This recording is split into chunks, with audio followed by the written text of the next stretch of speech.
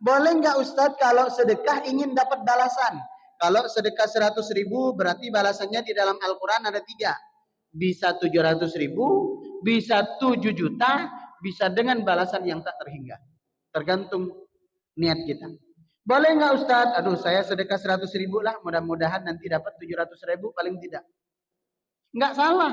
Karena memang itu dijanjikan di dalam Al-Quran. Tapi kalau itu yang menjadi tujuan dan niat kita, itu bukan ikhlas namanya. Kenapa?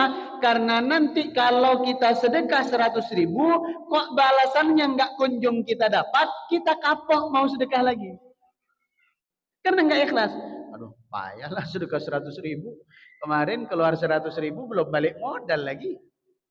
Katanya janji di dalam Quran 700.000. Ini 100.000 pun tidak balik. Tekor bandar.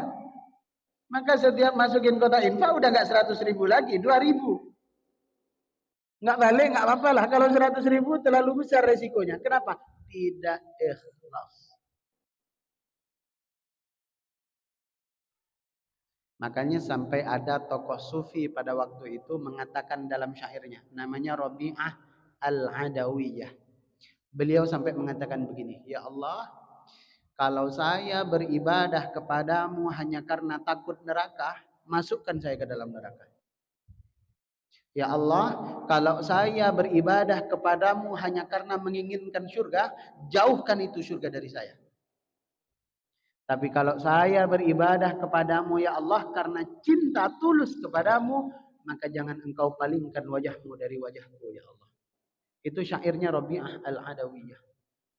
Itu puncak dari keikhlasan kita dalam beribadah. Maka di dalam surat Al-Ikhlas itu murni dari ayat pertama sampai ayat terakhir memuji tentang Allah Subhanahu wa taala.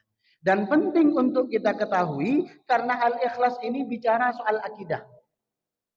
Kalau soal fikih khilafiyah salah sedikit enggak ngaruh. Ustaz, sholat subuhnya kunut apa enggak kunut? Boleh dua-duanya. Mau kunut boleh, enggak kunut enggak masalah.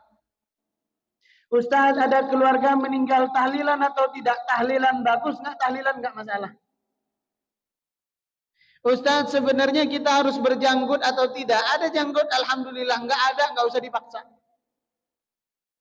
Itu soal khilafiyah. Tapi kalau soal akidah, melenceng sedikit, maka konsekuensinya kafir. Melenceng sedikit, konsekuensinya kita murtad.